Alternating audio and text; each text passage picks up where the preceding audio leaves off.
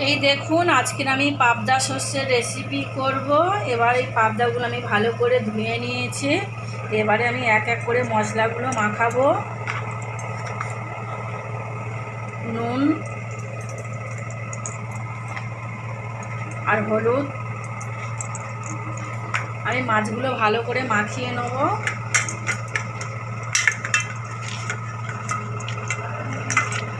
মাখিয়ে আমি 5 মিনিট রেখে দেবো নুন হলুদগুলো লাগার জন্য, নুনগুলো ভালো করে মাছের মধ্যে ঢোকার জন্য।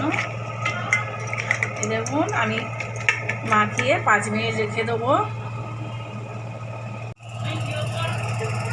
এই দেখুন আমার তেল গরম হয়ে গেছে। এবার আমি পাবদা মাছগুলো ছাড়বো। এরকম খুন্তি করে নিয়ে ছাড়বেন, তাদের তেল। এই দেখুন আমি দিয়েছি, খুব ফাটছে, ওই জন্য আমি গ্যাসটা আস্তে করে দিয়েছি। দিয়ে এরকম আস্তে করে ভাজবে, নাহলে ভাজবে খুব। এই দেখুন আমি সব পাবদা মাছগুলো ভেজে নিয়েছি। এবারে আমি কড়ার মধ্যে কালো জিরে দেবো।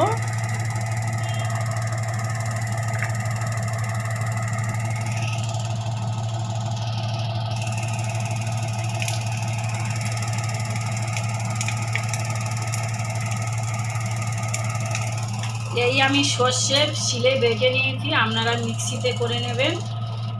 এবারে আমি সর্ষেটা দেবো,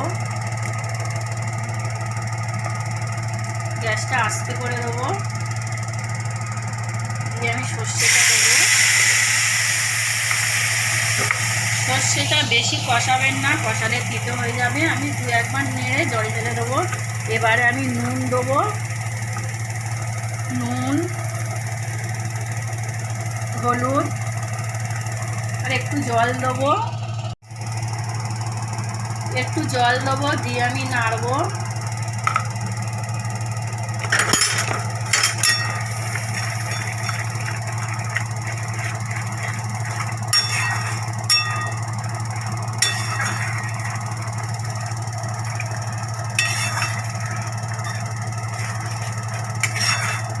ফুটে গেলে 2-1 বার নেড়ে আমি জল দিয়ে দেবো। এবারে আমি জল দিয়ে দেবো।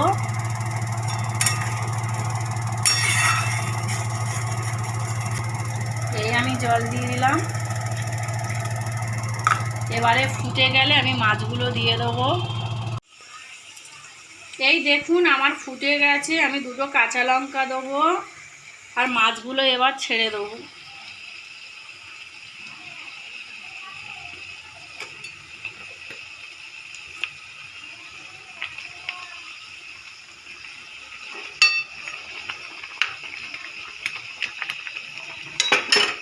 দিয়ে আমি ঢাকা দেবো, দিয়ে ফুটিয়ে নেব।